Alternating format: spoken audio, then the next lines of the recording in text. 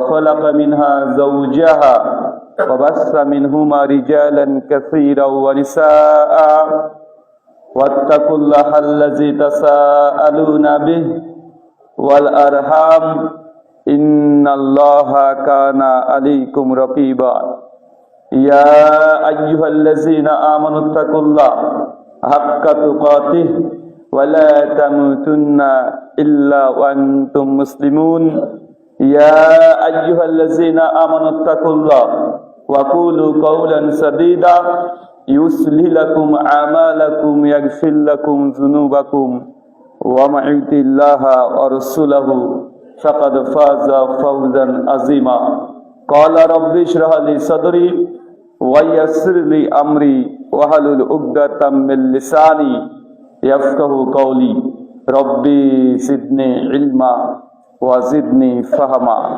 اللهم إني أسألك علما نافعا ورزقا طيبا وأعمالا متقبلا সমস্ত প্রশংসা সেই মহান সত্তা আল্লাহ সুবহানাহু ওয়া তাআলার জন্য, যিনি আমাদের প্রত্যেক জুমার নাই আজকেও এই জুমা মসজিদে এসে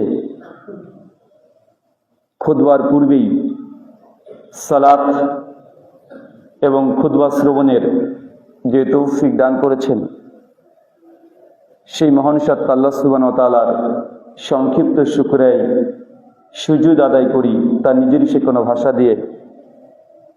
সকলে পড়ি আলহামদুলিল্লাহ। সম্মানিত সুধী, আজ জুমার দিন। অন্যান্য দিনের চাইতে এই জুমার দিনের গুরুত্ব, ফজিলত, মাহাত্ম্য, তার মাকাম, তার মর্যাদা অধিক। আল্লাহ সুবহানাহু ওয়া তাআলা তিনি বছরে ৩৬৫টা দিন, ১২ মাস তিনি সৃষ্টি করেছেন। যখন সমগ্র সৃষ্টি জগৎকে রচনা করে সেই সময় থেকে মাসের সংখ্যা ১২টা। আল্লাহ এইভাবে তার সৃষ্টি প্রক্রিয়া তিনি তৈরি করেছেন। সূরা তাওবা আয়াত নম্বর ৩৬।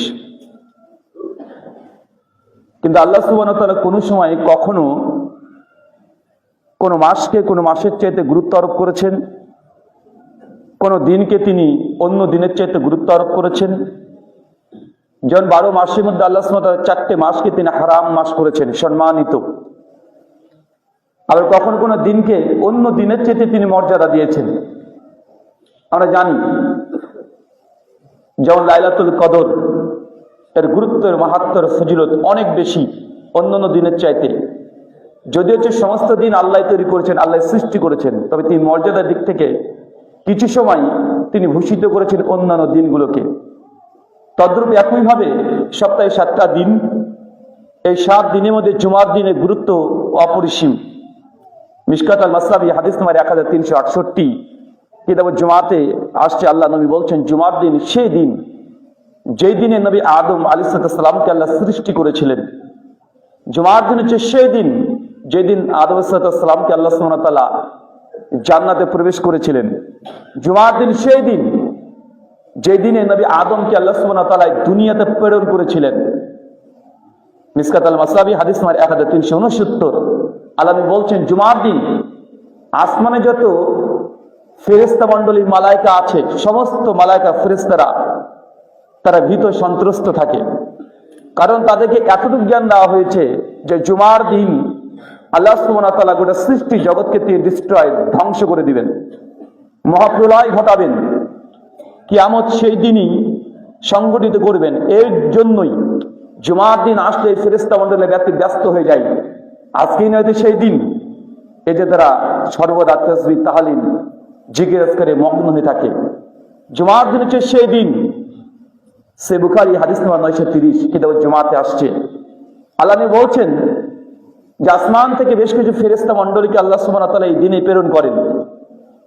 দুনিয়ার যতগুলো জুমা মসজিদ আছে সব মসজিদে ফেরেশতারা প্রত্যেকে মানুষের আমল নামা নিয়ে মসজিদের দ্বারে দ্বারে প্রত্যেক দরজাতে তার অপেক্ষমান থাকে, তার অপেক্ষা করে আপনার জন্য। কে সেই ব্যক্তি যে জুমার দিন প্রথম একদম পূর্ণ ঈমান ইখলাস ভর্তি করে মসজিদে আসে জুমার সালাতের জন্য, ফেরেশতা মণ্ডল অপেক্ষা করে, কেন তাদেরকে এই অর্ডার আল্লাহ দিয়ে দিয়েছেন, জুমার দিন যে ব্যক্তি প্রথম মসজিদে উপস্থিত হবেন খালেস নিয়াতে, বিশুদ্ধ নিয়াত, সে জুমার সালাতের নিয়াতে এসেছে, তার মন উদ্বিগ্ন ছিল মসজিদের জন্য। আল্লাহ নবী বলছেন, ও যদি প্রথম মসজিদে উপস্থিত হয়, আল্লাহ সুবহানাহু ওয়া তাআলা একটা লাল উট কুরবানি করলে যে নেকি হয়, সেই বান্দার, সেই ব্যক্তির আমলনামায় সেই নেকি আল্লাহ লিপিবদ্ধ করে দেবেন। তবে জুমার দিনে আল্লাহ সুবহানাহু ওয়া তাআলা আমাদেরকে সুযোগ দিয়েছে, বছরে তো আমরা একটা কুরবানি করার সৌভাগ্য হয়, তারপরে কত দ্বিমত, কত মতভেদ, কত মত পার্থক্য, 7 ভাগা দেব কি দেব না, গরু দেব না ছাগল দেব, গরুর বৈশিষ্ট্য কেমন হবে, দাঁত ওঠা আছে না নাই, অনেক রকমের কারুকার্য করার পরে আমরা একটা কুরবানি দিতে সামর্থ্যবান হয়। কিন্তু আল্লাহ সুবহানাহু ওয়া তাআলা এই উম্মতে মুহাম্মাদীকে এতই দয়া করেছেন যে কেউ যদি শুধুমাত্র জুমার দিন তার ইখলাস ভর্তি করে মসজিদে আসে, তাহলে সেই ব্যক্তিও প্রত্যেক সপ্তাহে একটা করে উট কুরবানি করে যে নেকি, সে নেকি সে পেয়ে যেতে পারে। জুমার দিন সে বান্দার চেষ্টা করেছিল, প্রথম হতে পারেনি। নবী বলছেন, সে যদি দ্বিতীয় ব্যক্তি হয়, দ্বিতীয় স্থানে এসেছে, তার জন্য একটা গরু, তৃতীয় ছাগল, এভাবে তিনি বলতে থাকলেন, ততক্ষণ পর্যন্ত নেকি লিপিবদ্ধ করা হবে যতক্ষণ খতিব এই মিম্বারে উঠে খুতবা শুধু না করছে। তার মানে আজকেও আমরা আলহামদুলিল্লাহ কেউ না কেউ আমরা এই ফজিলতের অন্তর্ভুক্ত হয়েছি। আল্লাহ সুবহানাহু ওয়া তাআলা আমাদেরকে প্রত্যেকের ইবাদত, আমলে সালেহ করার এবং আমল করার তৌফিক দান করো, আমিন। সম্মানিত সুধী, জুমার দিন সেই দিন, সহিহ বুখারী হাদিস নাম্বার 928, আল্লাহ নবী বলছেন, কেউ যদি বাড়ি থেকে সুন্দর করে গোসল করেছে, সামর্থ্য অনুযায়ী পোশাক পরিধান করেছে, সামর্থ্য অনুযায়ী সেন্ট, আতর, গোলাপ, সুগন্ধি মেখে মসজিদে পায়ে হেঁটে হেঁটে এসেছে, আসার সময় মসজিদে এসে 2 রাকাত সালাত আদায় করে তাসবিহ, তাহলিল, জিকির, আজকার এগুলো মশগুল হয়ে গেছে। মাঝখানে কোনো অতিরিক্ত কথা বলেনি, মাঝখানে খেলতামাশা মাত্র হয় নাই। ইমাম সাহেব যখন খুতবা দিয়েছে, মনোযোগ দিয়ে সে খুতবা শ্রবণ করেছে, ইমাম সাহেবের সঙ্গে সালাত শেষ করেছে। আল্লাহ নবী বলছেন, ওই ব্যক্তির আমলনামাতে আজকের জুমা থেকে আগামী জুমা এই 7টা দিন যতগুলো গুনাহ সাগীরা ছোট ছোট মানুষ পাপ করবে, এই পাপগুলোকে আল্লাহ ক্ষমা করে দিবেন। মানে এখনো পাপ করেননি, মানে যদি আপনার পাপ ঘটে যায়, আর আমরা মুসলমান বানি আদম, আমাদের দ্বারা ভুল ত্রুটি বিচ্যুতি, অন্যায়, অত্যাচার, জুলুম, নির্যাতন এগুলো স্বাভাবিক ঘটে যায়। কুল্লু বানি আদম খাত্তাউন, প্রত্যেক আদম সন্তানের দ্বারাই ত্রুটি বিচ্যুতি কথা হবেই। তা আল্লাহ সুবহানাহু ওয়া তাআলা জুমার দিনকে একটা মাধ্যম বানিয়ে দিয়েছে, অন্ততপক্ষে 1 সপ্তাহের জন্য আপনার গুনাহ সাগীরা, ছোট ছোট পাপ ক্ষমা করার ব্যবস্থা আছে জুমার দিন। আল্লাহ সুবহানাহু ওয়া তাআলা তুমি আমাদের অগ্রবর্তী পেছনের যতগুলো ছোট ছোট গুনাহ পাপ অন্যায় আছে তুমি ক্ষমা করে দাও, সবাই বলি আমিন। সম্মানিত সুধী, আজকে যে বিষয়ে গুরুত্বপূর্ণ আলোচনা করব, আলোচ্য বিষয় মুসলিম উম্মার অনেক কারণ। আমরা কেন মুসলিম উম্মার এত দলে দলে ভাগ হয়ে যাচ্ছি? যত দিন যায় তত আমরা আরো দল বেশি তৈরি হয়। অনেক মানুষ প্রচেষ্টা করছে যে উম্মাতে মুহাম্মাদীকে আমরা একটা জায়গাতে দেখতে চাই, অনেকেই তার এই প্রচেষ্টা দীর্ঘদিন যাবত ধরে করছে। দিন শেষে আমরা দেখছি যারাই চেষ্টা করছে তাদের মধ্যে একটা দল তৈরি হয়ে যাচ্ছে, তারা একটা দল হিসাবে সমাজের সামনে উপস্থাপিত হচ্ছে, বলছে আমরা কোনো দলে নেই, আমরা দল করতে চাই না, আমরা ভাগ করতে চাই না, আমরা সবাই এক থাকতে চাই। কিন্তু যারা এই আন্দোলন করছে তাদের মধ্যে দিন শেষে 1 বছর, 2 বছর, 4 বছর পর তারা একটা দল হিসেবে ঘোষিত হয়ে যাচ্ছে। তার মানে আমরা এক তো দূরের কথা, আমরা দ্বিখণ্ডিত, ত্রিখণ্ডিত, এই করতে করতে আমরা হাজার হাজার দলে বিভক্ত হয়ে গেছি। কেন এই বিভক্তি? কেন এত দল? কেন মুসলিম উম্মার মধ্যে এত অনৈক্য, মতভেদ, ইখতিলাফ কেন হয়ে যাচ্ছি? আমরা আলোচনা করি জুমার মসজিদ থেকে, ওয়াজ মাহফিলে, বইপত্র আমরা লেখালেখি করি, প্রবন্ধ আমরা লিখছি যে মুসলিম উম্মার ঐক্যের পথ এবং পন্থা। আমি মনে করি এই আলোচনাটা যথার্থ হচ্ছে না। আসলে মুসলিম উম্মার ঐক্য নিয়ে আলোচনা করলে ঐক্য করা খুব কঠিন, কারণ কেউ তার পজিশন ছেড়ে দিতে চায় না, কেউ চায় না, সবাই নিজের দিকে স্টিল একদম অকাট্য ভাবে দাঁড়িয়ে আছে। আমি আমার 1 ইঞ্চি ছাড়তে রাজি নই, যদি কেউ আমার সঙ্গে ঐক্য করতে আসে সে স্যাক্রিফাইস করুক, আমি করব না। আমি আমার জায়গায় অনড়। মানুষের মধ্যে এই চিন্তা চেতন প্রত্যেকটা দলের মধ্যে আমাদের আছে। আমি বুঝি উল্টো দিক থেকে, যে মুসলিম উম্মাহ যেহেতু দলে দলে ভাগ হয়ে গেছে, তাই এটা ঐক্য করার জন্য ঐক্যের পন্থা নিয়ে আলোচনা করলে যথার্থ হবে না। বরং মুসলিম উম্মাহর মধ্যে ঐক্য নেই কেন, অনৈক্য কেন, দল তৈরি হচ্ছে কেন, সমস্যা কোথায়, কেন আমরা এক জায়গাতে থাকতে পারছি না, কেন এত দল তৈরি হয়ে যাচ্ছে, কারণ বের করতে হবে। মানুষ যখন অসুস্থ হয় ডাক্তারের কাছে যায়, ডাক্তার দেখবেন মানুষের সে রোগ কি হয়েছে এটা আগে বের করার চেষ্টা করে, যে তার সমস্যা কি, তার রোগ কোনটা। তার রোগ তো হাজার হতে পারে, সবগুলাতে কাজ করা সম্ভব নয়, কিন্তু যেটা হয়েছে সে রোগটাকে আগে ধরার চেষ্টা করে। ডাক্তার যদি রোগ ধরতে নাই পারে, আর তার ফার্মেসির যদি সমস্ত ঔষধ খাওয়িয়ে দেয়, সব ঔষধ খাওয়িয়ে দিয়েছে, তারপর রোগীকে সুস্থ করা খুব কঠিন, পারবে না, অসম্ভব। কিন্তু ডক্টর যদি বুঝতে পারে আর একটা গ্যাস্ট্রিকের প্রবলেম, ভাই এত জ্বর হয়েছে, একটা নাপা ট্যাবলেট দিলে ভালো হয়ে যায় 2-1 টাকা দামের, কিন্তু যে রোগ যদি ধরতে না পারে, গোটা ফার্মেসির যত ঔষধ, লাখ টাকার ওষুধ খাওয়ালেও রোগীকে সুস্থ করা কঠিন, খুবই কঠিন। তাই মুসলিম উম্মার সমস্যা কোথায়, প্রবলেম কোথায়, দল কেন তৈরি হচ্ছে, এই কারণ আগে বের করতে হবে। যদি আমরা কারণ বের করতে পারি, ইনশাআল্লাহ আমরা বিশ্বাসী সমস্ত উম্মাতে এক না হলেও অন্ততপক্ষে আপনি বেঁচে যাবেন। চলেন আমি ধারাবাহিক পর্যায়ে কয়েকটা কারণ আপনার সঙ্গে উল্লেখ করব, যেগুলো দিয়ে আমরা বুঝতে পারি যে উম্মার মধ্যে মতভেদ হচ্ছে। প্রথম, মনে রাখবেন, মতভেদ উম্মাতের, ওলামাদের মতভেদ কে অনেকে দায়ী করে যে আপনারা হুজুরে তো ঠিক নেই, এক হুজুর এক কথা বলেন, তার এক হুজুর আর এক কথা বলেন, এক হুজুর বলছে জায়েজ, আর এক হুজুর বলছে না জায়েজ, একজন বলছে না করতে হবে, একজন বলছে বেদাত, আপনি বলছেন এটা জায়েজ, আরেকজন বলছে শিরক। তো আপনার উম্মতের মধ্যে ওলামা সমাজ যারা আছে তাদের মধ্যে তো ঠিক নেই, তারাই যদি ঠিক হয়ে যেত তাহলে উম্মতের মধ্যে এতগুলো দল তৈরি হতো না। শোনেন, এটা চূড়ান্ত বাস্তবতা নয়। উম্মার ওলামাদের অনেকই মতভেদ অনেকর কারণ নয়, হাজার হাজার লাখ লাখ মাসালাতে উম্মতের আলিমরা তারা একমত, কেউ দ্বিমত করেনি যে মুসলমান মানেই আপনাকে 5 ওয়াক্ত সালাত আদায় করতে হবে, কেউ দ্বিমত করেনি। তারপরে সমাজে কতগুলো মুসল্লি পাওয়া যায়, কেউ তো দ্বিমত করেনি। উম্মতের সমস্ত ওলামার একমত, বাবা যদি মৃত্যুবরণ করে, বাবার এই সম্পত্তির হকদার হচ্ছে তার মেয়েরাও আছে, ছেলে যেমন হকদার মেয়েরাও তেমনই হকদার। সূরা নিসার 11 থেকে 22 নম্বর আয়াত। কতজন আমাদের গার্জিয়ানরা আছে, অভিভাবক আছে, ভাই আছি, যে বোনের সম্পত্তি আমরা ঠিকঠাক ভাবে বুঝিয়ে দিয়েছি? না, উম্মতের সমস্ত ওলামারা একমত। একজন মুসলিম, আপনি মুসলিম মানে আপনাকে দাড়ি রাখতে হবে, কতটুকু রাখবেন এটা নিয়ে মতভেদ আছে, কিন্তু আপনি দাড়ি রাখবেন এটা নিয়ে কোনো মতভেদ নেই, কোনো মতনৈক্য নেই। আমরা কতজন মুসলিম উম্মাহ আছি, কতজন আছি যে আমরা এই যেগুলো বাধ্যতামূলক, কার মধ্যে কোনো দ্বিমত নেই, আমরা সেগুলোতে আমল করি। তার মানে বোঝা যাচ্ছে যে মুসলিম উম্মার মধ্যে ওলামাদের মতভেদ কখন অনেকর কারণ হতে পারে না। এটা জাস্ট আমাদেরকে শয়তান অসুসা দিয়ে আলেম সমাজ থেকে বিমুখ করার জন্য তাদেরকে একটা টার্গেট বানিয়ে দেওয়া হয়েছে, যে তোমাদেরকে টার্গেট করে দাও, যারা দায়িত্বশীল তাদের দায়িত্ব লঙ্ঘনের কারণে বা তাদের দায়িত্বের ত্রুটির কারণে উম্মতের মধ্যে বিভাজন হচ্ছে, মানে শয়তান এই দিকে আমাদেরকে ঘুরে দেওয়ার চেষ্টা করে। মুসলিম উম্মার মতভেদের মৌলিক কারণ এক, বোধের বিপন্নতা। বোধ মানে আমি এক হাদিস পড়ে এক বুঝলাম, আপনি আর এক বুঝলেন। আমি আমার বুঝটাকে মনে করছি এটাই চূড়ান্ত, এটাই ঠিক, এর বিপরীতটা ঠিক নয়, অসম্ভব। এই জন্য দলে দলে ভাগ হয়ে যায় বেশি। একটা ছোট্ট প্রশ্ন করে বুঝতে পারবেন। দেখেন, আমাদের সমাজে প্রথমত যে দলগুলো ভাগ হচ্ছে আকীদা, মানে আকীদা নিয়ে। বাংলাদেশে অনেক মুসলিম আছে, দেখবেন নবীকে নূরের তৈরি এটা বিশ্বাস করে, আবার অনেকে আছে তারা নূরের তৈরি বিশ্বাস করে না।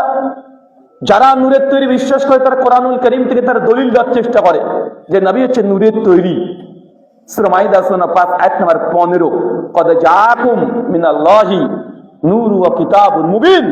আল্লাহ কোরআনে স্বয়ং বলছে যে আমি তোমাদের মধ্যে প্রেরণ করেছি একটা নূর এবং একটা কিতাব।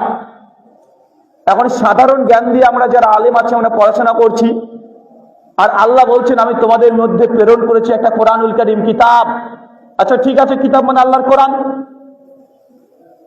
এবং নূর প্রেরণ করেছি। এই নূর বলতে কাকে বোঝায়? এখন যতগুলো তাফসীর আমরা ঘাটাঘাটি করি, তাফসীর তাবারি হোক, তাফসিরে কুরতুবী হোক, তাফসিরে ইবনে কাসির হোক, তাফসিরে বাইজাবি হোক, কাশফ হোক, যাই খোলেন আপনি খুললে দেখবেন এখানে দ্বিতীয় যে নূরের কথা বলা হয়েছে, এই নূর ইয়ানি মুহাম্মদ রাসূলুল্লাহ সাল্লাল্লাহু আলাইহি ওয়াসাল্লামের কথাও মুফাসসিরগণ লিখে গেছেন। একদম আলী স্কলার যারা আছে সালাফরা তারাও লিখে গেছেন। এখন উলামা সমাজ তারা বুঝে নিয়েছে এখানে নূর বলতেই তার নবীজি নূরের তৈরি। একদল উলামারা তারা তাই বুঝে নিয়েছে এবং সেটা প্রচার করছে, এবং এই দিকে তারা কঠোর, এতটাই কঠোর যে এর বিপরীত কেউ বিশ্বাস স্থাপন করে তাকে কাফের ফতোয়া পর্যন্ত আমরা দিয়ে দিচ্ছি। আর এক দল আলিম যারা আছে তারা বুঝতে পারছে জি হ্যাঁ ঠিকই আছে, কোনো প্রবলেম নেই, এই দ্বিতীয় নূর অর্থ মুহাম্মদ সাল্লাল্লাহু আলাইহি ওয়াসাল্লামকে বলা হয়েছে, এটা নিয়ে কোনো সন্দেহ নেই। তবে নবীকে শুধু নূর বলা হয়েছে, কিন্তু তৈরি এই জিনিসটা মুফাসসিরগণ বলেনি, কোরআন মাজিদেও নাই। বিধায় আমরা নবীকে নূরের তৈরি মানি না। দুটো দল তৈরি হয়ে গেল, দুই পক্ষই যুক্তি তর্কে তারা লড়াই করছে।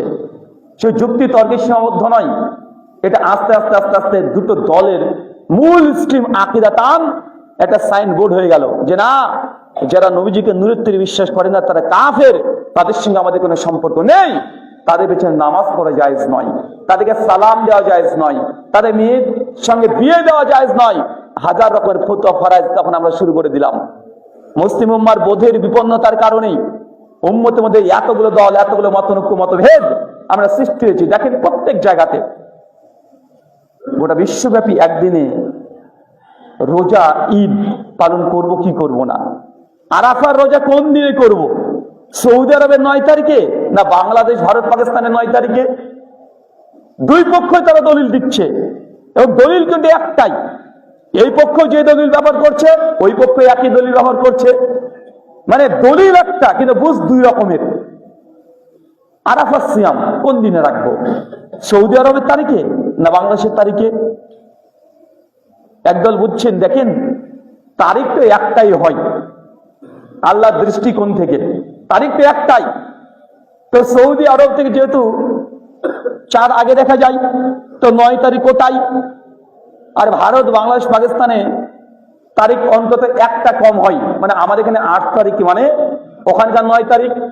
অর্থাৎ সৌদি আরবে যেহেতু হাজেরা ওখানে হজ করতে গিয়েছে, তারা আরাফার ময়দানে উপস্থিত হয়েছে, তারা দোয়া করছে, টিভিতে দেখতে পাচ্ছি, এর মধ্যে কোনো সন্দেহ সংশয় কোনো ডাউট নেই। তাই ভারত বাংলাদেশ পাকিস্তানে এই মানুষগুলো কেন পরের দিনে আরাফা পালন করবে? হয়ে গেল মতভেদ। দলিল কিন্তু একটাই যে তোমরা চাঁদ দেখে রোজা রাখো, চাঁদ দেখে রোজা ছাড়ো, এই একটাই দলিল। দুই পক্ষই দলিল বানাচ্ছে, বোধের বিপন্নতা।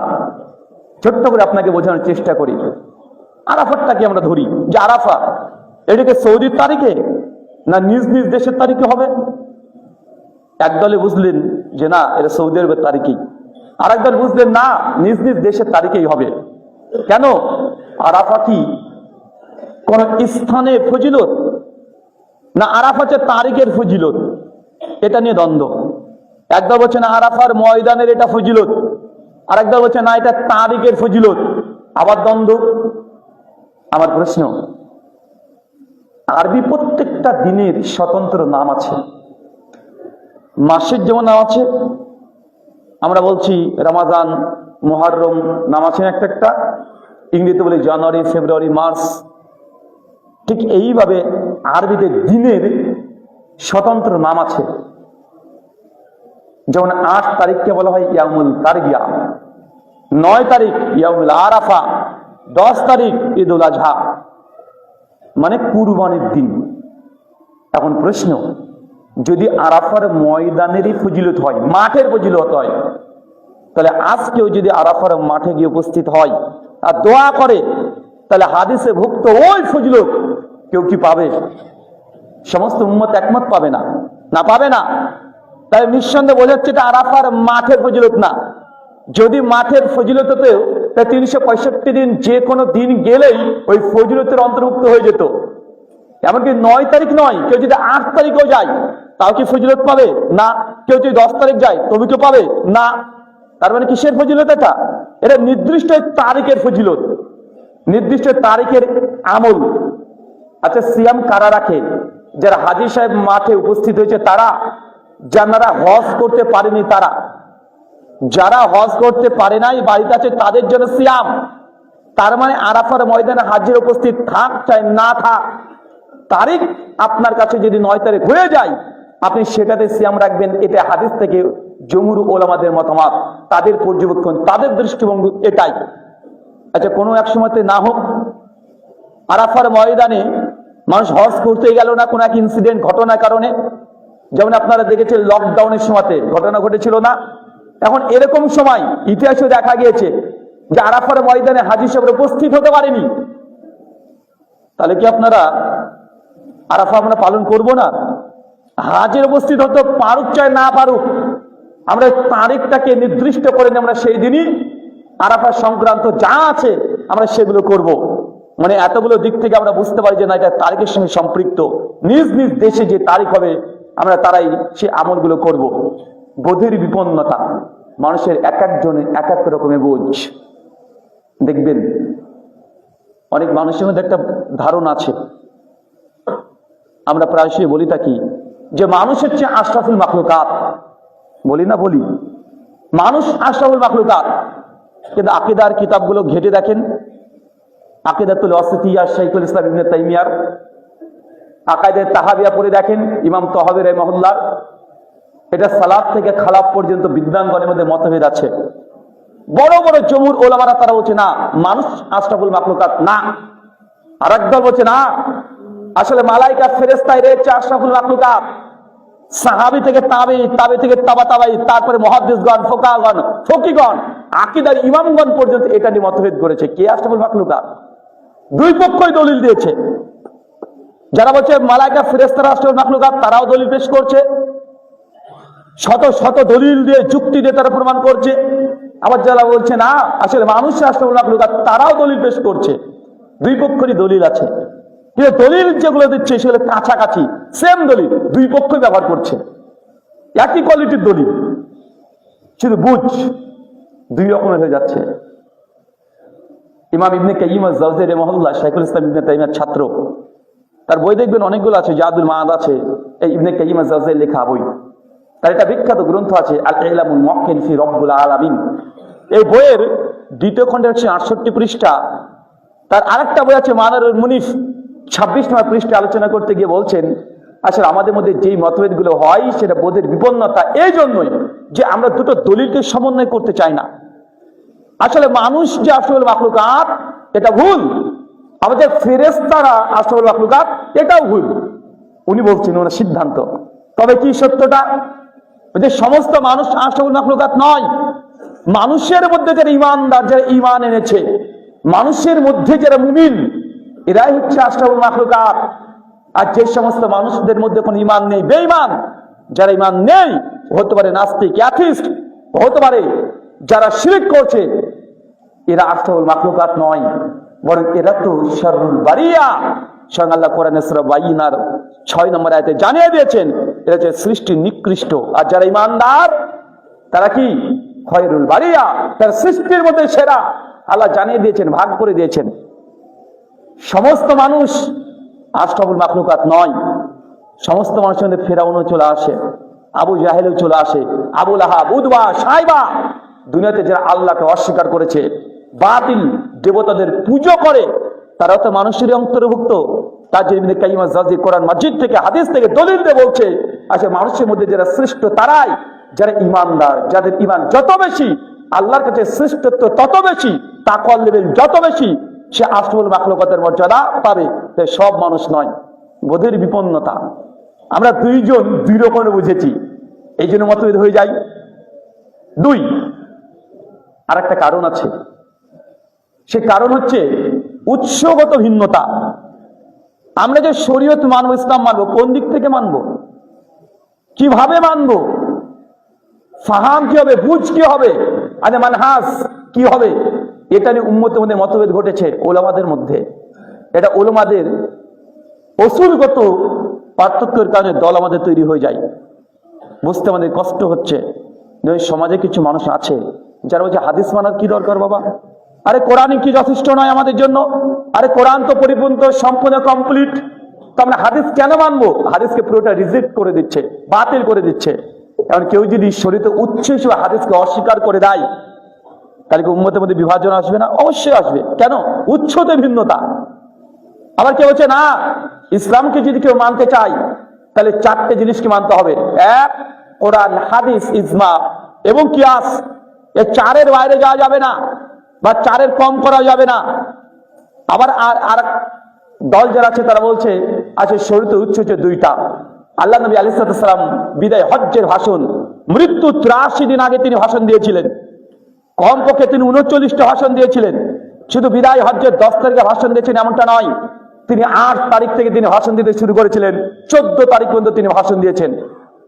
কখনো গাদিরে খুমের জায়গাতে তিনি আলোচনা করেছেন, কখনো আরাফার ময়দানে আলোচনা করেছেন, কখনো মক্কা মুকাররমার সামনে আলোচনা করেছেন।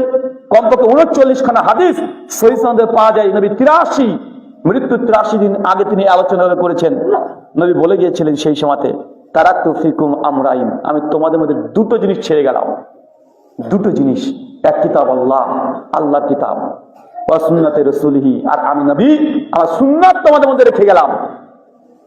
একদল বলছে না, নবী তোমাদেরকে বিদায় হজ্জের ভাষণে বলে গেছেন যে দুটো জিনিসকে আঁকড়ে ধরো, কখনো তোমরা ভ্রষ্ট হবে না, পথভ্রষ্ট হবে না। আরেক দল বলছে মানে দুটো জিনিসই মানবো, অন্য কিছু মানবো না। তো যদি উৎসই ভিন্নতা হয়, কেউ বলছে একটা, কেউ বলছে দুইটা, কেউ বলছে চারটা, আবার কেউ বলছে শুধু চারটাই সীমাবদ্ধ। না, তুমি কোরআন হাদিস ইজমা কিয়াস তো মানবে, তুমি তো আম জনতা, সাধারণ মানুষ, তুমি কোরআনেরই বা কি বুঝো, হাদিসেরই বা কি বুঝো, ইজমারই বা কি বুঝো, আর কিয়াসেরই বা কি বুঝো? তোমরা এই কোরআন হাদিস ইজমা কিয়াস চারটে দলিল বোঝার মতো কোনো ক্যাপাবিলিটি, যোগ্যতা নাই। অতএব তোমাকে ইমাম মানতে হবে, 4 ইমাম মানতে হবে। আবার 4 ইমামের পরে বলছে শুধুমাত্র 4 ইমাম, এটা তো শরীয়তের ইমাম। শুধু শরীয়ত মানলে কোনো মানুষ জান্নাত যেতে পারে না, বরং তোকে তরিকার পন্থে চলে আসতে হবে। তরিকা আবার 4টে কোয়ালিটি, শরীয়ত, হাকিকত, মারিফত, 4 রকমের। আবার এটা মানছেন, মানতে মানতে বলছে না, শুধুমাত্র এই কটা মানলে হবে না, এর মধ্যে নির্দিষ্ট কিছু তরিকা আছে, এই তরিকাগুলোকে মানতে হবে। এই তরিকার আবার 4টে আরো কোয়ালিটি আছে, চিশতিয়া, কাদরিয়া, নকশবন্দিয়া, মুজাদ্দিদিয়া। এখন উৎসতে যদি আমাদের সমস্যা হয়ে যায়, মানবো কোথায়? প্রকৃত ইসলাম কোনটা? যতক্ষণ পর্যন্ত এই জায়গাতে মূল উৎস উম্মার মধ্যে ঠিক না হচ্ছে, ততক্ষণ আমাদের শাখা প্রশাখা, মাসলা মাসায়েল কখনো ঐক্য হতে পারে না। কারণ এক একজন চিন্তাধারা এক এক রকমের। কয়েক বছর আগে বাংলাদেশে একটা নিউজ পড়েছিলাম, ঢাকাতে যে সুলতান ডাইন আছে, কোন প্রতিষ্ঠানে আমি বদনাম করছি না, পেপার পত্রিকাতে দেখেছিলাম, সোশ্যাল মিডিয়াতে খবর গরম হয়েছিল, এখানে নাকি খাসির মাংসের পরিবর্তে কুকুরের মাংস দিয়েছিল। আর এই ঘটনা প্রায় পৃথিবীর সমস্ত সিটিগুলোতে দেখা যায়। আমাদের কলকাতাতে ঘটেছিল, নিউজের পর নিউজ, হোটেলের বদনাম, মানুষ টিভিতে বিতর্ক করছে। তাহলে কি আমরা এই বড় বড় 5 স্টার 3 স্টার হোটেলগুলোকে বর্জন করে দেবো? এক একজনের এক এক রকমের মত, যে না এইসব হোটেলে খাওয়ার দরকার নেই। কখন না যিনি খাসির মাংস বলে কুত্তার মাংস খাইয়ে না দেয়, মানুষ টেনশনে পড়ে গেছে। আমি তখন মনে করছিলাম যে তারা এইসব নিয়ে বিতর্ক করছে যে আমরা কি খাসির মাংস বলে কি কুকুরের মাংস খাচ্ছি না? তো মানুষ বলছে রেস্টুরেন্টে খাওয়াটা বন্ধ করে দেন। এটা কি সমাধান? এটা সমাধান নয়, সমাধান নয়। সমাধান যদি করতে হয় উৎসে আমাকে ফিরে যেতে হবে। আরেকটা নিউজের কথা বলি, 2017 সালের news, Times of India, Voice of America, ড্যানিমেন অ্যানিমিস্ট্রি প্রত্যেকে নিউজ করেছিল, বিবিসি পর্যন্ত। তারা প্রচার করেছে যে জমজমের পানির মধ্যে তারা আর্সেনিক পেয়েছিল। আর্সেনিক! কোন মুমিন মুসলমান এটা বিশ্বাস করতে পারে না, কারণ কোরআন বা হাদিস থেকে এটাই প্রমাণিত। জমজমান মুসলিমদের জন্য এটা পবিত্র খাঁটি পানি, এটা মুসলিমদের জন্য কল্যাণকর পানি। এবারে ব্যাকটেরিয়া, ভাইরাস তো দূরের কথা, এটা পবিত্র আমরা মনে করি, আমাদের আকীদা আর বিশ্বাস। কিন্তু বিবিসি নিউজ করছে, voice of America, Times of India, পৃথিবীর প্রত্যেকটা দেশে তার নিউজকে ছয়লাভ করে দিয়েছিল, জমজমের পানির মধ্যে আর্সেনিক পাওয়া গিয়েছে। মুসলিম বিশ্ব অবাক। নাস্তিকরা তখন এইটাকে দলিল বানিয়ে বলছে, দেখো তোমরা বলো জমজমের পানি পবিত্র খাঁটি, অথচ আর্সেনিক পাওয়া গিয়েছে, অতএব সমীকরণ এটা, ইসলামটা মিথ্যা। তাই এটাকে দলিল বানিয়ে ইসলামের প্রতি অভিযোগ তারা করছিল। কিছুদিন পর সৌদি আরবের যারা জমজমের দায়িত্বশীল, যারা জমজমকে নিয়ন্ত্রণ করে, তারা তখন সঙ্গে সঙ্গে ফোন করছে যে এই রিপোর্ট কারা করেছে, গবেষণা কারা করেছে, এই টেস্ট কারা করেছে। তো তারা খোঁজ পেয়েছে যে কানাডার একটা গবেষণাগার থেকে রিপোর্টটা পেশ করা হয়েছে। সঙ্গে সঙ্গে দ্রুত তারা কানাডাতে যোগাযোগ করে, তাদেরকে প্রশ্ন করে যে আপনারা যে জমজমের পানিতে যে রিপোর্ট করেছেন আপনারা করেছেন? হ্যাঁ। সৌদি আরব থেকে তখন বলা হচ্ছে যে আপনারা যে টেস্ট করেছেন তার রিপোর্ট আমাদেরকে পাঠিয়ে দেন, দ্রুত দেন। যখন তার রিপোর্ট পাঠিয়ে দিয়েছে কানাডা থেকে, জমজমের দায়িত্বশীল সেই সব গবেষক বিজ্ঞানী তারা যারা আছে তারা সঙ্গে সঙ্গে তারা প্রতিনিয়ত জমজমের পানিকে টেস্ট করে, তার রিপোর্ট দেখে বলছে আসলে তো তাই, রিপোর্টের মধ্যে কোনো ভুল নেই। রিপোর্টও দেখছে যে জমজমের ব্যাকটেরিয়াতে পূর্ণ, আর্সেনিক পাওয়া গিয়েছে। তারাও অবাক, দিনের পর দিন তারা গবেষণা করছে, এটা তো হতে পারে না, তার স্টপ মেরে দিয়েছে। কয়েকদিন যাওয়ার পরেই জমজমের দায়িত্বশীল যারা গবেষক ছিল তারা হঠাৎ করে তাদের ব্রেনের মধ্যে একটা প্রশ্ন চলে আসে, একটা জিজ্ঞাসা চিহ্ন চলে আসে যে কানাডাতে জমজমের পানি নিয়ে গবেষণা করে রিপোর্ট পেশ করেছে, তো তারা জমজমের পানি পেল কোথায়, স্যাম্পল কোথা থেকে নিয়েছে? দ্রুত তাদের সঙ্গে যোগাযোগ, দাদা স্যাম্পলটা কোথা থেকে নিয়েছেন? তো কানাডার ওই সংস্থা তখন দাবি করে বলছে যে আসলে কানাডাতে আমাদের একটা জুমা মসজিদ আছে, আর মসজিদের নিচে একটা দোকান আছে, ওখানে আতর, সেন, গোলাপ, কোরআন মাজিদ বিক্রি করে, ওইখানে বোতলের ভেতরে এই জমজমের পানিটাকে আমরা ওখান থেকে স্যাম্পল হিসেবে নিয়েছি, ওটাকে টেস্ট করে আমরা রিপোর্ট করে দিয়েছি। এখন চিন্তা করে দেখেন, কানাডার কোন এক দোকান, কোন এক ব্যক্তি বোতলজাত জমজমের পানি ওরা ওটাকে নিয়ে টেস্ট করে তার রিপোর্ট করে দিয়েছে। জমজমের দায়িত্বশীল যারা সৌদিতে ছিল তারা বুঝে নিল যে ডাল মে কুছ কালা है, কালা নেই है बल्कि पूरा ডাল ही কালা है। কারণ আপনি যদি ওই কানাডার ওই দোকান থেকে যদি জমজমের পানি নিজে টেস্ট করেন বোতলের মধ্যে, আরে প্লাস্টিক বোতল আপনি যাই রাখবেন এমনি ব্যাকটেরিয়া ভাইরাসের মধ্যে পরিণত হয়ে যাবে। কারণ প্লাস্টিক কখনোই কোন জিনিসকে নিরাপদ রাখতে পারে না। আবার জমজমের পানি যে কতটুকু আছে এটাও আপনি নিশ্চিত না, ওটাকে জমজমের পানি না টিউবওয়েলের পানি এটাও নিশ্চিত না। আমরা বাঙালিতে 1 লিটার জমজমের পানিকে 1 সিপি পানি বের করে নিয়ে 1 বালতি পানির মধ্যে দিয়ে দিই, যে আমরা মনে করি জমজমের পানি, আমরাও খাই, মানুষকে দিই, মানুষের সন্তুষ্ট হয়ে যায়। তো আসলে ওই বোতলের মধ্যে কতটুকু জমজমের পানি ছিল, কি পরিমাপ ছিল, কতদিন আগেকার, কোনো আমাদের তদন্ত গবেষণা না করে রিপোর্ট তারা করে দিয়েছে। সৌদি তখন বলছে আমরা নেক্সট ফ্লাইটে জমজমের স্যাম্পল পাঠাচ্ছি, আপনারা গবেষণা করে রিপোর্টটা আমাদেরকে আবারও পেশ করবেন। পরবর্তী সময়তে সেই সময়তেই জমজমের পানির স্যাম্পল যখন দেওয়া হয়, যখন জমজমের পানির স্যাম্পল পাঠানো হয় কানাডাতে, আজ থেকে প্রায় 8 বছর আগে 17তে পাঠিয়েছে, আজকে 25 সাল চলছে, 8 বছর এখন পর্যন্ত তারা কোনো রিপোর্ট দেয় নাই। মানে কি, তারা কোনো আর্সেনিক পায় নাই। আসলে যখনই সমস্যা হবে, যতক্ষণ না পর্যন্ত উৎসতে না যাচ্ছেন সমাধান করা সম্ভব নয়। সৌদি বুঝতে পেরেছে তাদের উৎসতে সমস্যা। আমি যখন ক্লাস 7-এ পড়তাম আমাদেরকে পড়ানো হয়েছে, যেহেতু আমাদের হিন্দুস্তান ইন্ডিয়া সিলেবাস, ওখানে হিন্দুয়ানি সিলেবাস সবগুলোই, তো গঙ্গার পানিকে তারা পবিত্র মনে করে, তারা মাতা মনে করে। তো ছোট থেকে আমরা অভ্যস্ত, গঙ্গার পানি পবিত্র, খাঁটি, বিশুদ্ধ, এখানে ডুব দিলে পাপ ধুয়ে যায়। তো খুব শখ যে এই গঙ্গার দিন দেখবো। আমি যখন বড় হলাম একদিন প্রোগ্রামের জন্য হুগলি জেলাতে যাচ্ছি, তো যখন একটা ব্রিজ ক্রস করছি দেখছি গাড়ির মধ্যে থাকা কিছু দিদি ভাই যারা আছে তারা কিছু কিছু পয়সা বের করে আর নদীতে ফেলে দেয় আর প্রণাম করে। আমি একজন দিদিকে জিজ্ঞেস করলাম, দিদি কি করছেন এটা? উনি বলছেন, দাদা এটা তো মা গঙ্গা। আচ্ছা গঙ্গা? হ্যাঁ। তখন আমি উদ্বিগ্ন হয়ে গেলাম, না আমি দেখবো। আমি সামনের টপিকে গিয়ে দাঁড়িয়ে গেলাম, নেমে পড়লাম। ব্রিজের নিচ দিয়ে যখন গঙ্গার নিচে এসে দেখছি দাঁড়িয়ে এইভাবে দেখছি গঙ্গার পানি এতই দুর্গন্ধ, এত কালো কুচ্ছিত, এত পদার্থ যে দাঁড়িয়ে থাকা যায় না। আরে মরা লাশ ভাসছে, কুকুর ভাসছে, নোংরা আবর্জনাতে পূর্ণ। আমি অবাক, আরে গঙ্গার পানি এটা বয়ে পড়লাম, এটা পবিত্র খাঁটি, এটা ডুব দিলে নাকি পাপ ধুয়ে যায়। গঙ্গার পানির যে অবস্থা, এটা দাঁড়িয়ে থাকাই মুশকিল। আসলে গঙ্গার পানিকে যদি এখান থেকে দেখে যে জাস্টিফাই করি, আমি যদি জাজ করি, এটা আমার জন্য যথার্থ হবে না।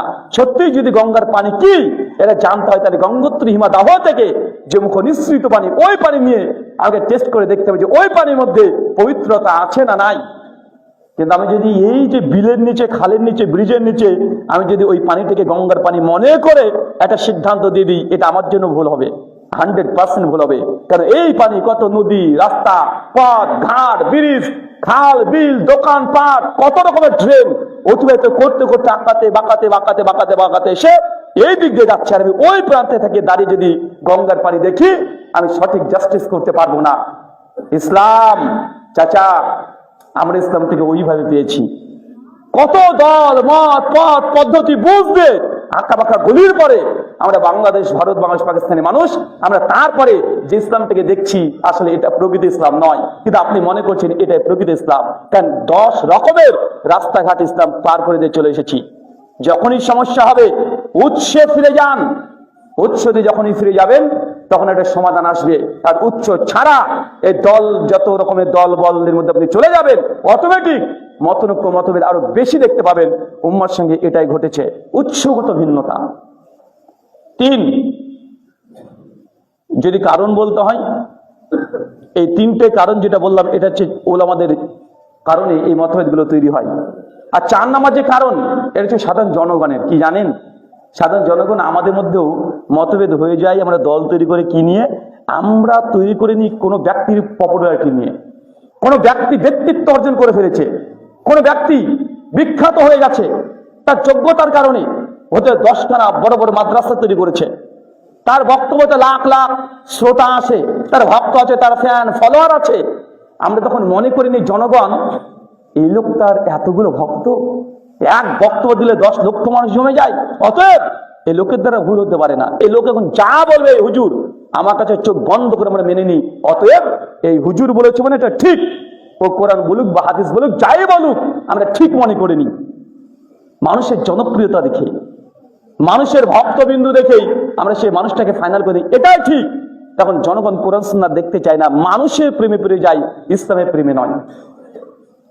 দেখবেন বলবে আপনি কোন একজন আলিম, বাংলাদেশের সবচেয়ে বড় মুফাসসির, তার যদি কোনো একটা ভুলের সমালোচনা করেন, জনগণ আপনাকে তখন আঙ্গুল তুলে বলবে তুমি কত বড় হুজুর হয়েছ, তোমার বক্তব্য শুনতে তো 20 জন মানুষ আসে না।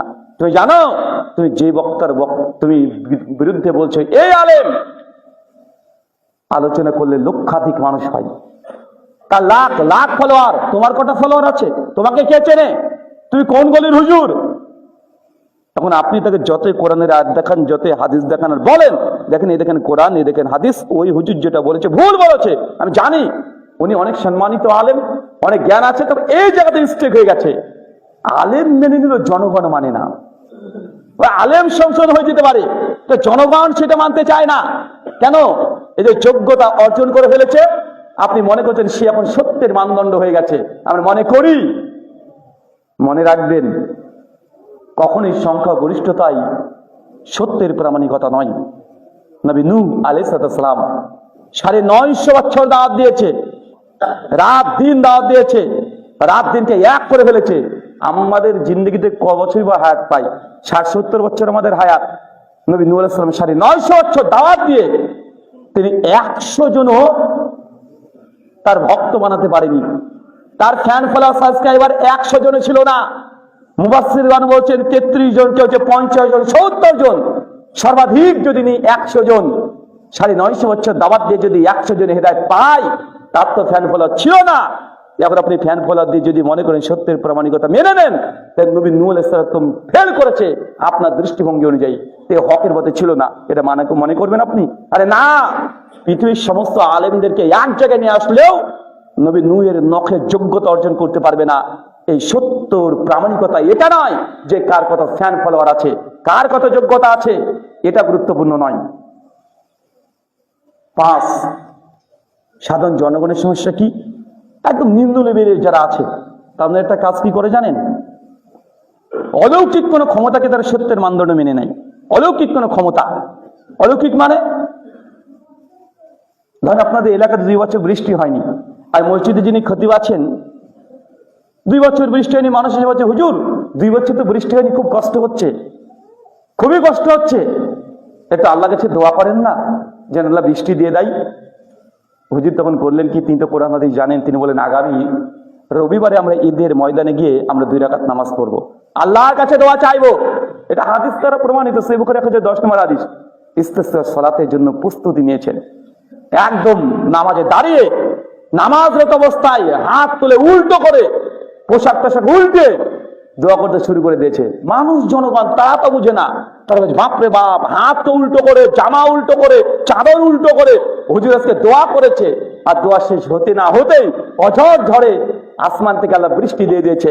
জনগণ মানুষ তখন মনে করে নাই, বাপরে বাপ দেখেছিস 2 বছর বৃষ্টি হয়নি, হুজুর আজকে আল্লাহ কাছে চেয়েছে, হুজুরের কথা আল্লাহ শোনে, মানে হুজুরের সঙ্গে আল্লাহ একটা কানেকশন আছে।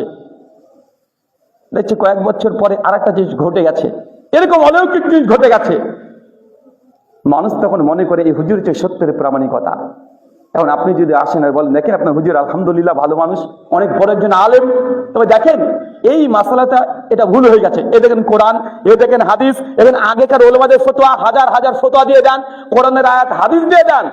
তখন জনগণ আপনারাই ওই আলেমকে সামনে রেখে তখন বলেন যে তুমি কত বড় হুজুর হয়েছো, কত বড় আলেম হয়েছো, কত বড় বাপের বেটা। আমাদের এই হুজুর বলছি রে হুজুর পর পর 2 বছর আকাশ থেকে বৃষ্টি নামিয়েছে, তুমি কত বড় আলেম হয়েছো, বাপের বেটা হয়েছো, আকাশ থেকে বৃষ্টি নামিয়ে দেখাও তারপরে মানবো। মানুষের কাছে অলৌকিক ক্ষমতা, এই অলৌকিক জিনিসগুলো কারামত, এগুলো সত্যের প্রামাণিকতা হয়ে যায়। যেটা সুফিবাদ চলছে এটার ভিত্তিতেই চলে। কোন বুজুর্গ কত বড় অলৌকিক কাজ করেছে দেখেন, তাদের জীবনী আছে, একটা কারামত একটা অধ্যায় আছে। আমার হুজুর মৃতকে জীবিত করেছে, আমার পীর সাহেব 5 মাসের রাস্তা 5 সেকেন্ডে পার করে দিয়ে চলে গেছে, আমার পীর সাহেব একজন অসুস্থ ছিল, ডাক্তার ভালো করতে পারেনি, হুজুর একটা ফু দিয়েছে, সঙ্গে সঙ্গে তাজা হয়ে রাস্তাতে দৌড়তে দৌড়তে চলে গেছে। হাজার হাজার অলৌকিক কাজ পেয়ে যাবেন। জনগণ এটাকে মনে করে সত্যের প্রামাণিকতা। মানুষ মূল উৎসে ফিরে আসতে চায় না। দুটো প্রবলেম জনগণের, এক সংখ্যার পেছনে পড়ে যায়, তখন আলিমটাকে সত্যের প্রামাণিকতা মনে করিনি, যাতে কোরআন পেশ করেন মানবে না। 2 অলৌকিক কোন ক্ষমতা, এটাকে মানুষ তখন মনে করেন এটাই ঠিক। 6 নম্বর একটা পয়েন্ট, সে পয়েন্ট হচ্ছে নেতৃত্বের লালসা, নেতাদের পদস্খলন, নেতাদের আমিত্ব, যে আমি নেতা হব, এই ভাবটা সবসময় আমাদের মধ্যে থাকে। যখন এই ভাবটা চলে আসে তখন আরেকজন যদি যোগ্যতা অর্জন করে ফেলে তার সঙ্গে তখনই সংঘর্ষ বেঁধে যায়, তখনই বেঁধে যায়, তখনই এক দল থেকে ভেঙে আর একটা দল তৈরি হতে বাধ্য হয়ে যায়। আমি একদিন একটা গাড়ি সিএনজিতে করে যাব, এই জন্য গাড়িতে উঠেছি। তো একজন নেতা, মনে রাজনৈতিক নেতা হবে আমাদের ইন্ডিয়াতেই, আমি বসে আছি, উনি টুক করে গাড়িতে উঠে বললেন, উঠে গাড়ির চালক ড্রাইভারকে বলছে এই তাতে চল তাতে চল। তখন ড্রাইভার বলছে যে স্যার আর 2জন কাস্টমার হলেই গাড়িটা ছেড়ে দেবো। উনি তো তোদের পেট আর ভরবে না রে, চল 20 টাকা বেশি দেবে, চল চল চল। উনি তখন গাড়িটাকে ছেড়ে দিলেন। মোটামুটি 4-5 কিলোমিটার রাস্তা, 5-6 মিনিটে পৌঁছে গেলাম গন্তব্যে। যখন মানিব্যাগ থেকে টাকা বের করে ড্রাইভারকে দিতে যাচ্ছে, তখন ড্রাইভার তখন ওই ব্যাগ থেকে বলছে স্যার একটা কথা বলবো। জি জি বল বল বল। উনি তখন বলছেন যে আমি 20টা বছর ধরে এই সিএনজি চালিয়ে খাই, 20 বছর ধরে মানুষ আমার কাছে আসে গন্তব্যে যাওয়ার জন্য। মানুষ আমাকে যখন যে ঠিকানা দেয়, যে গন্তব্য বলে, আমি সেই গন্তব্যে মানুষকে পৌঁছে দিই। যদি কোনোদিন যদি কোনো রকম ভুল হয়ে যায় আমার, আমি নিজের তেল খরচ করে তাকে সঠিক গন্তব্যে পৌঁছে দিই, তার কাছ থেকে এক্সট্রা চার্জও নিই না। যদি আপনারা নেতারা এমন হতেন না, তাহলে এই দেশটা কখনোই পরিবর্তন হয়ে যেত। তিনার এই কথা এতই গভীর, নিগুড় তত্ত্ব লুকিয়ে আছে। শুধু এটা রাজনৈতিক নেতার ক্ষেত্রে নয়, এটা ধর্মীয় নেতার ক্ষেত্রে প্রযোজ্য। ওই ব্যক্তির এই কথা, ওই সিএনজি টোটো অটো চালকের কথা, যে তিনি 20 বছর ধরে তিনি গাড়ি চালাচ্ছেন, সিএনজি চালান, মানুষ তাকে যেখানে নিয়ে যেতে পারে সেই গন্তব্যে তিনি পৌঁছে দেন। মানুষ যেতে চায় জান্নাতে, আলেমদের কাছে আসে, জান্নাতে রাস্তা বেড়ে চায়, জান্নাতে যেতে চায়, কিন্তু আমরা এই মানুষদেরকে ভুলভাল পথ দেখিয়ে নিজের স্বার্থ সিদ্ধির জন্য আমরা জান্নাতের পথ বাদ দিয়ে নিজের স্বার্থ দেখতে গিয়ে আমরা মানুষকে জাহান্নামের রাস্তায় ঠেলে দিই। আমাদের মধ্যে এই ভেতরের কাজটাও করে না। যে মানুষটা রিক্সা চালায়, সে জান্নাত যার জন্য কঠোর পরিশ্রম করে, হালাল ইনকাম করে, হারাম থেকে বাঁচার চেষ্টা করে। সকালকার প্রথম যে ইনকাম না, ও আলাদাভাবে পকেটে রেখে দেয়, আলাদা করে বেড়ায়। কারণ তার কাছে ইসলাম মানে তাকে কেউ বুঝাতে সক্ষম হয়েছে যে প্রথম ইনকাম যদি মাজারে তুমি দিতে পারো, বাবার কবর যদি দিতে পারো, তোমার রিজিকে বারাকা আসবে। তার বিশ্বাস ঠিক না ভুল এটা পরে কথা, তো তাকে এটা শেখানো হয়েছে, যে কোনো ভাবে হোক সে এটাকে বুঝে নিয়েছে, তার আকীদা বানিয়ে নিয়েছে। এই মানুষটা কিন্তু এত কঠোর পরিশ্রম করছে জান্নাতে যাওয়ার জন্য, যে টাকাটা দেয় জান্নাতে দেওয়ার জন্য, কিন্তু আলেম ওলামাদের পদস্খলের কারণে এই মানুষগুলোকে আমরা জাহান্নামে ঠেলে দিচ্ছি। নেতৃত্ব নিজের আমিত্বকে বজায় রাখতে গিয়ে আল্লাহ সুবহানাহু ওয়া তাআলা তুমি বোঝার তৌফিক দান করো, আমিন।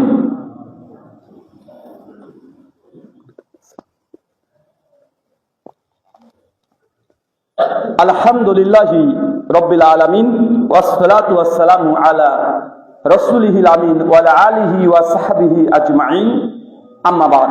সম্মানিত সুধী, যে কথা আপনাদের সামনে আমি বোঝানোর চেষ্টা করছিলাম এতক্ষণ ধরে, যে মুসলিম উম্মার দলে দলে কেন ভাগ হয়ে যায়, সমস্যা কোথায়, প্রবলেম কোথায়, এই 6টা সমস্যার কথা আপনাদেরকে বলেছি।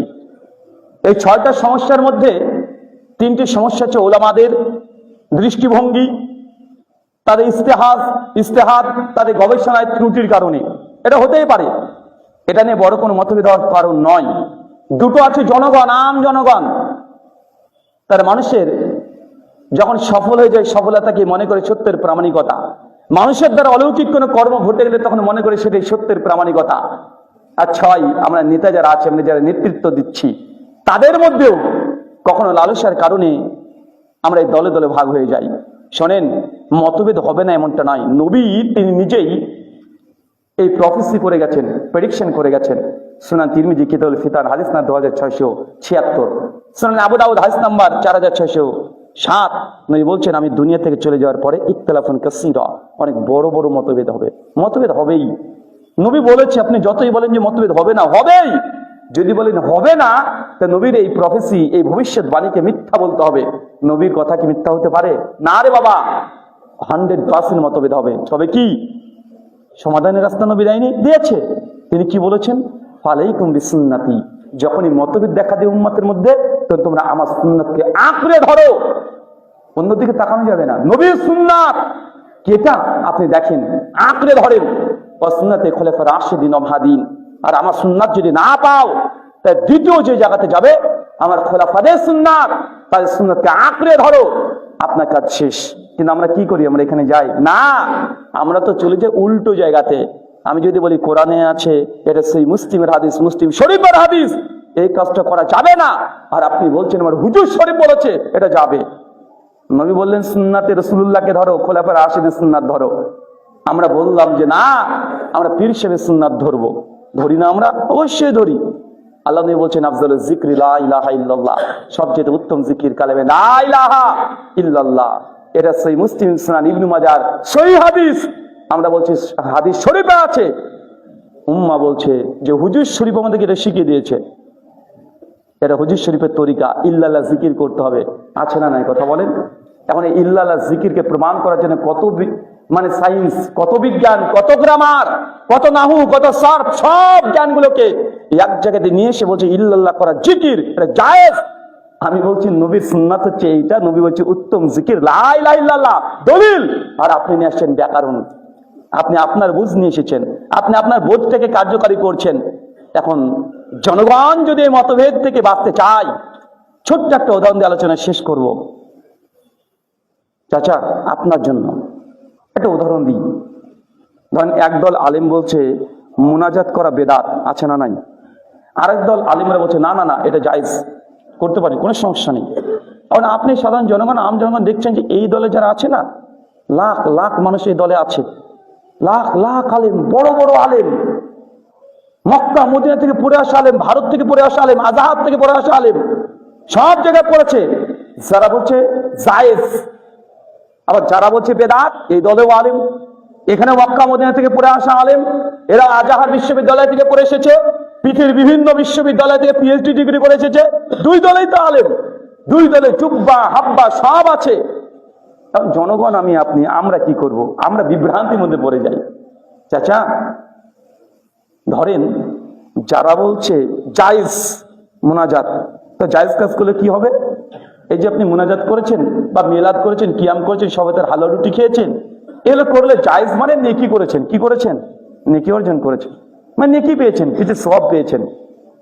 আর হুজুর এই দলের আলেমের যদি ফতোয়া ঠিক হয়ে যায়, তাহলে আপনি বেদাত করেছেন। কল্লু বেদাতিন দালালা, প্রত্যেক বেদাত হচ্ছে ভ্রষ্টতা, যার শেষ পর্যন্ত জাহান্নাম। এখন আল্লাহ দরবারে কোন হুজুরের ফতোয়া যে ঠিক? কারণ দুজনই কোরআন হাদিস থেকে দলিল দেওয়ার চেষ্টা করেছে। এখন দেখা যাচ্ছে আল্লাহর দরবারে যদি যারা জায়েজের পক্ষে বলেছে, মুনাজাত জায়েজ, মিলাদ জায়েজ, 40 করা জায়েজ, এই দলের আলেমদের ফতোয়া যদি ঠিক হয়ে যায় আল্লাহর দরবারে, তাহলে আপনি কাজ করেছেন, এগুলো করেছেন, কি পেয়েছেন? নেকি পেয়েছেন, সওয়াব পেয়েছেন, লাখ লাখ নেকি আপনি অর্জন করতে পেরেছেন, আলহামদুলিল্লাহ, ভালো। কিন্তু যদি এই দলের আলেমদের ফতোয়া ঠিক হয়ে যায়, যারা বলেছে এটা বেদাত, এটা করলে জাহান্নামে যাবেন, যদি এদের ফতোয়া যদি সত্যি আল্লাহর দরবারে ঠিক হয়ে যায়, তাহলে আপনি এতদিন যে এই কাজগুলো করলেন, মুনাজাত করলেন, মুনাজাত করেছেন, শবে বরাত করেছেন, মিলাদ করেছেন, যদি এই হুজুরের ফতোয়া যদি আল্লাহর দরবারে ঠিক হয়ে যায়, তাহলে আপনি বেদাত করেছেন, যার পরিণাম জাহান্নাম। এখন আপনি কোনটা করবেন?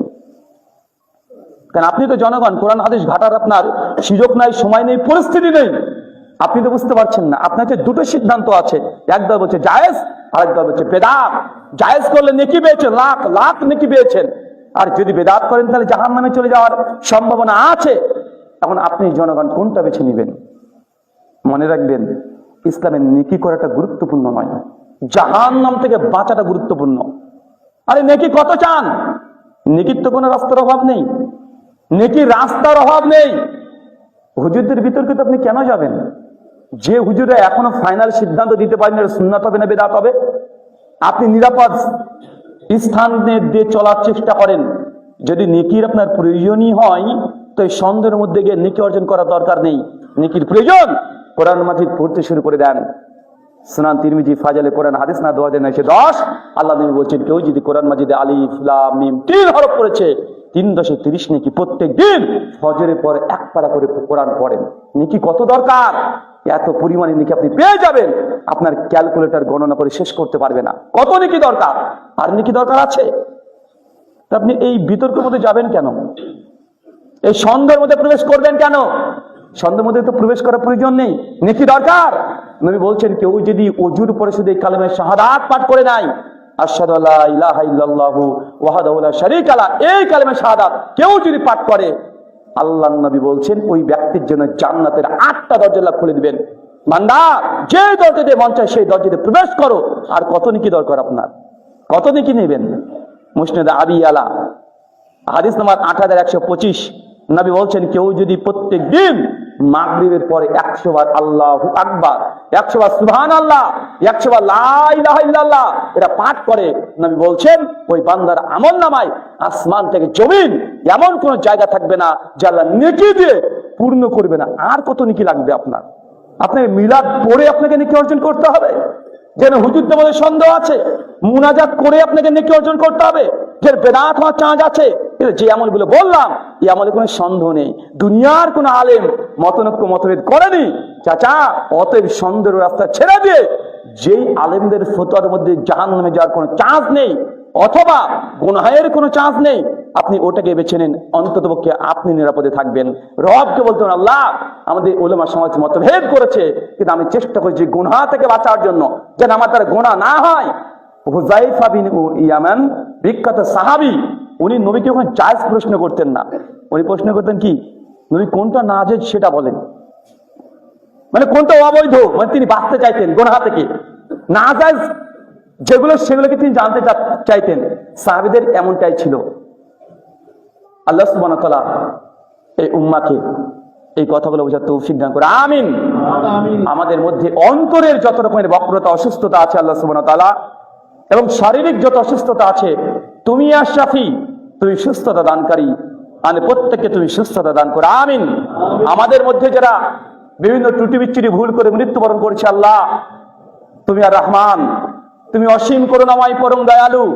আল্লাহ আমাদের পেছনকার সমস্ত ত্রুটি বিচ্যুতি ভুল পাপ প্রকাশ্যে গোপনে যা করেছি, আল্লাহ তুমি ক্ষমা করে দাও, সকলে পড়ি আমিন। আমাদের মধ্যে যারা এখন হালাল উপার্জন করতে পারি না, হালাল উপার্জনের জন্য আমরা ব্যস্ত হয়েছে, আল্লাহ বিভিন্ন রকমের হারাম উপার্জনের মধ্যে প্রবেশ করে যাই। তুমি আর রাজ্জাক, তুমি রিজিক দাতা, তুমি আমাদের হালাল উপার্জনের পথ দিয়ে দাও, সকলে পড়ি আমিন। আমাদের মধ্যে যে ঋণগ্রস্ত আছে আল্লাহ সুবহানাহু ওয়া তাআলা, এই ঋণের গজব, ঋণের আযাব থেকে আমাদেরকে তুমি পরিত্রাণ দান করো, আমিন। এই বলে আজকের মতো জুমার খুতবা শেষ করলাম।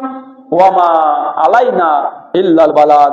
সুবহানাকা আল্লাহুম্মা বিহামদিক ওয়া আশহাদু আল্লা ইলাহা ইল্লা আনতা আস্তাগফিরুকা ওয়া আতুবু ইলাইক। আসসালামু আলাইকুম ওয়া রাহমাতুল্লাহি ওয়া বারাকাতুহু।